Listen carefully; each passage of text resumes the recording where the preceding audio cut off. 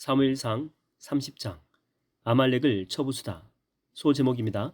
시글락 성읍이 아말렉 족속에게 짓밟히다. 30장 1절에서 6절. 블레셋 군대에서 떨어져 나온 다윗, 그는 부하들과 함께 사흘 만에 본고지인 시글락 성읍에 도착했다. 그런데 잠시 자리를 비운 사이 아말렉 족속이 유다의 남부 지역과 시글락을 침략했다. 일전에 다윗이 아말렉을 공격한 일에 대한 복수전이었다. 아말렉 군사들은 시글락을 철저하게 짓밟았다. 모든 것들을 불살라 잿더미로 만들었다. 그런 뒤 여자와 어린아이를 가리지 않고 모조리 포로로 사로잡아 끌고 갔다. 아, 이럴 수가. 어찌 이런 일이. 다윗과 용사들은 잿더미로 변한 성읍을 보고 크게 충격을 받았다. 게다가 아내와 자식들이 포로로 붙잡혀간 사실을 알고는 기력조차 없을 정도로 소리내어 울렸다. 다윗의 두 아내인 아히노함과 아비가일도 포로로 잡혀갔다. 이번 일은 다윗에게도 책임이 있다. 졸지에 삶의 터전을 잃고 가족을 빼앗긴 용사들은 극도로 흥분하여 자제력을 잃고 다윗을 돌려치려 했다. 다윗은 찢어질 듯 마음이 아팠다. 부하들의 원성에 어떤 변명도 하지 않았다. 특별한 대비책 없이 성읍을 비운 자신의 실책을 순순히 인정했다. 그러는 사이에 부하들도 이성을 찾아 더는 과격해지지 않았다.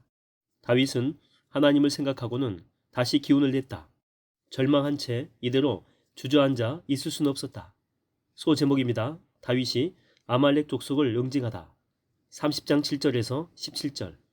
다윗은 즉시 제사장 아비아달에게 명하여 에봇을 가져오라 했다. 제사장이 에봇을 가져오자 다윗이 주께 여쭙는다. 물론 에봇 주머니 속에 있는 제비뽑기 도구인 우림과 둠밈을 통해서다. 주님, 우리가 지금 약탈자들을 추격해도 될까요? 그들을 따라잡을 수 있겠습니까? 그러자 주께서 응답하신다. 그들을 추격하라. 너는 틀림없이 그들을 따라잡을 수 있겠고 잡혀간 사람들도 모두 구할 수 있다. 오 주님 감사합니다. 다윗은 즉시 600명의 용사들과 함께 전속력으로 추격했다. 부솔 시내에 이르자 그들 중에 200명이 뒤로 쳐졌다. 계속되는 강행군으로 체력이 극에 떨어진 자들은 더 이상 행군이 불가능했다.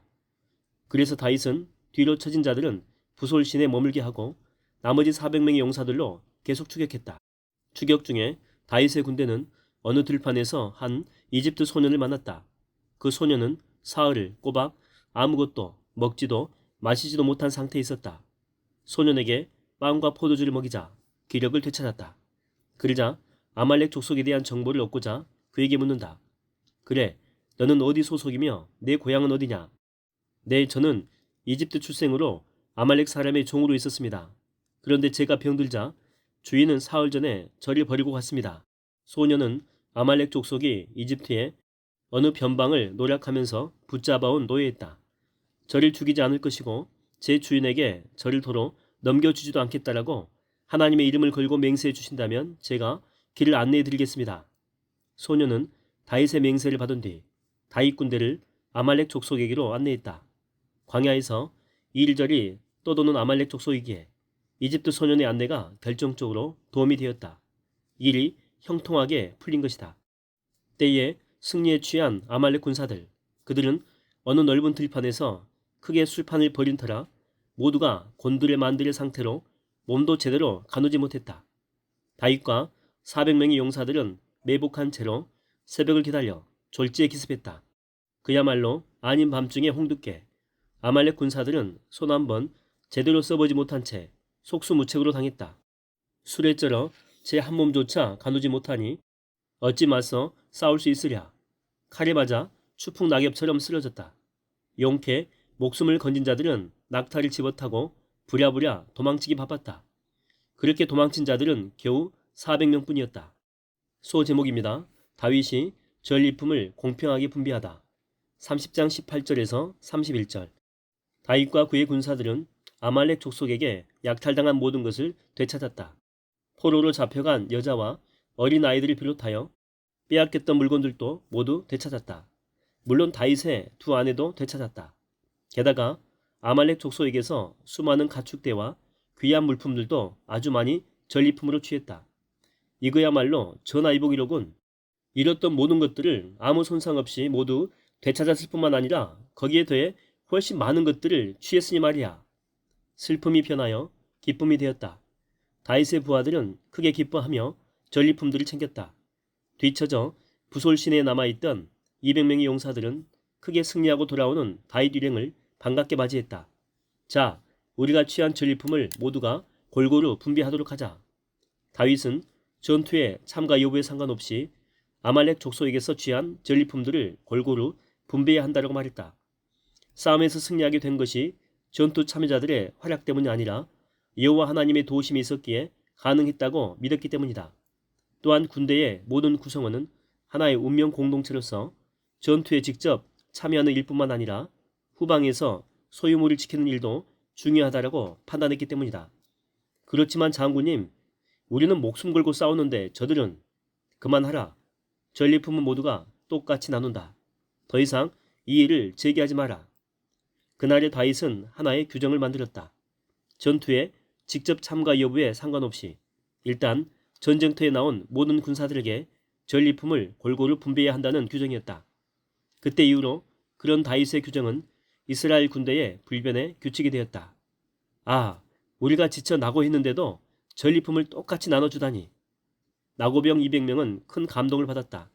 전투 참전병 400명도 처음에는 공동 분배를 거부했지만 가만히 생각해보니 자기들에게도 언제든지 그런 상황이 발생할 수 있었다. 어떤 상황이든 자신이 전리품 분배에서 제외된다면 심적으로 아주 고통스러울 것이고 결국 불평불만이 터져나올 것이다. 그리 생각하니 이스라엘 공동체, 특히 군대 공동체의 단합과 통합을 위해서 전리품의 골고루 분배는 아주 바람직했다. 다윗의 판단이 옳은 것이다. 시글락 본거지로 돌아온 다윗. 아말렉 족속의 약탈로 인해 파괴된 성읍을 서둘러 복구하는 한편 전리품 중의 일부를 유다의 장로들에게 두루 보냈다. 사울에게 쫓길 때 물심양면으로 도움을 베풀어준 일에 대한 감사의 표시였다.